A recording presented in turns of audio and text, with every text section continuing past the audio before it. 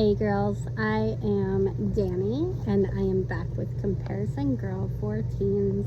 We are on day 18, halfway through the book, and I'm excited. Today we're going to talk about boy crazy.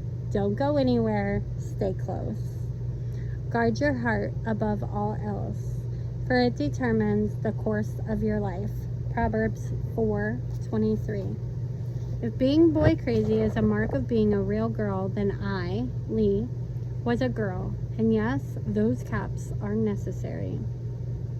From birth, I was 5 years old, and in Miss Chisholm's kindergarten class, the first time I ditched class with my friends to put on makeup.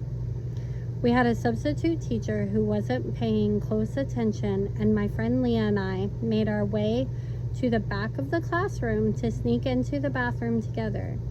We'd each snag some makeup products from our mom's collection and were quickly enhancing our features to impress the boys in our class. Actually, the boy I was unabashedly head over heels in love with was Nick. Our parents were casual friends, and I could not imagine a dreamier boy on the planet. Sandy blonde hair, a dimple on his cheek, and ears he hadn't quite grown into. My feelings for Nick were consuming until 3rd grade, when we moved from Texas to Colorado and I met a boy named Peter. From Peter to Sean, Sean to Jake, Jake to Mark, Mark to Mike, Mike to Joe, Joe to Tony, Tony to Jason, Jason to Ryan, and that gets us to high school. Granted, that didn't include summertime loves or boys I met at sporting events or the times when I just couldn't decide between two boys. I wish I was kidding, but I'm not. Liking boys was almost the sport for me and my friends.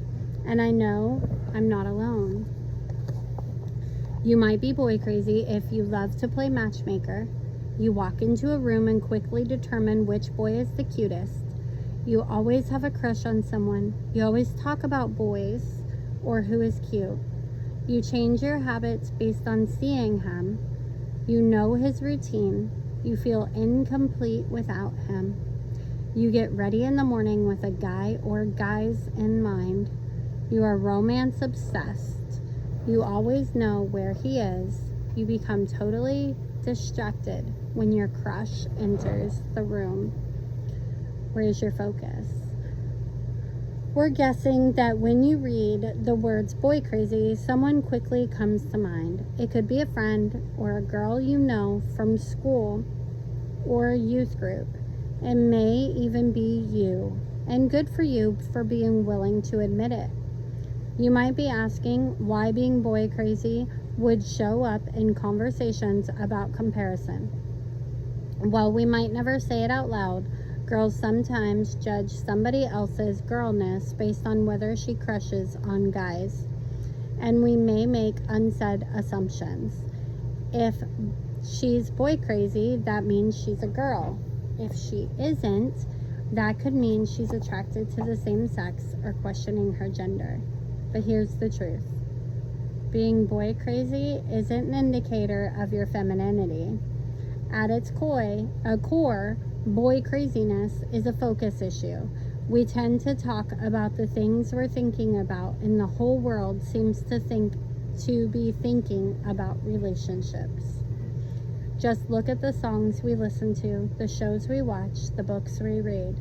Don't they all tend to hyper-focus on romantic relationships? It's not that liking boys is wrong. It isn't.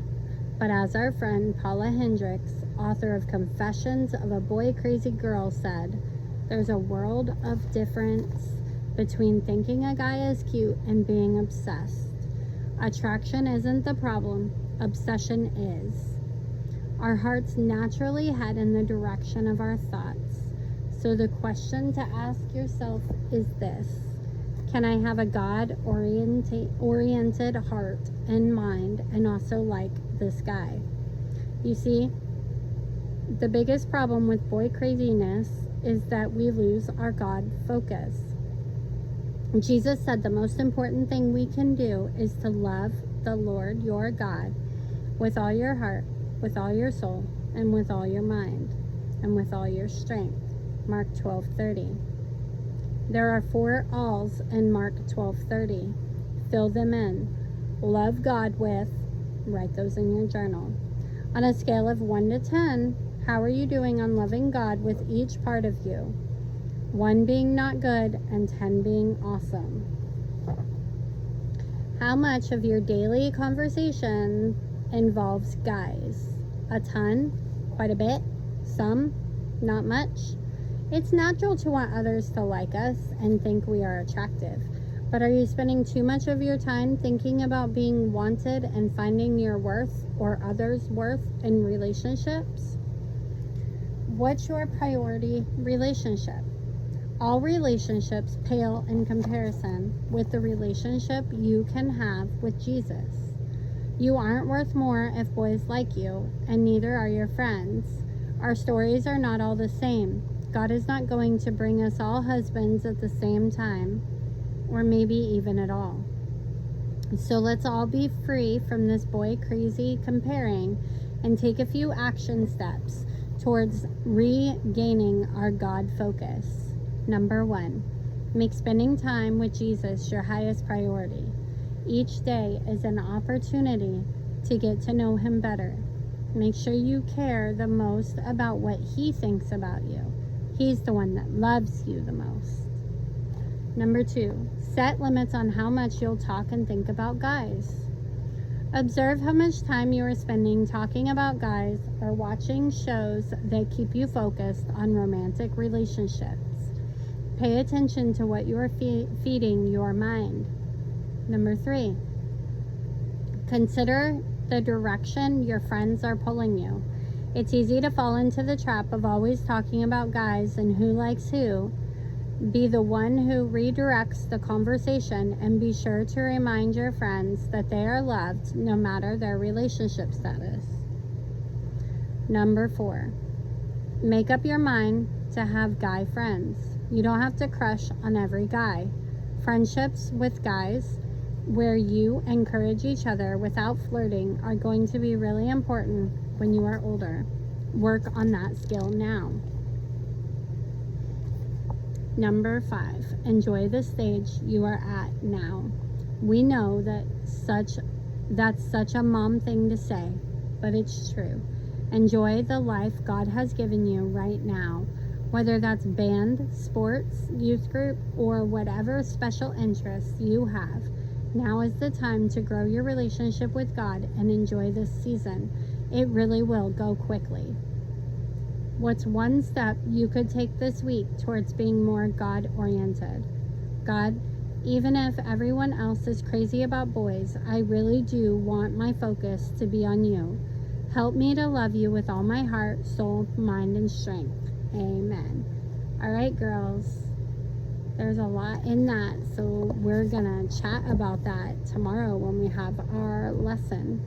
Okay? So I hope you guys have a great night, and I will talk to you later. Bye.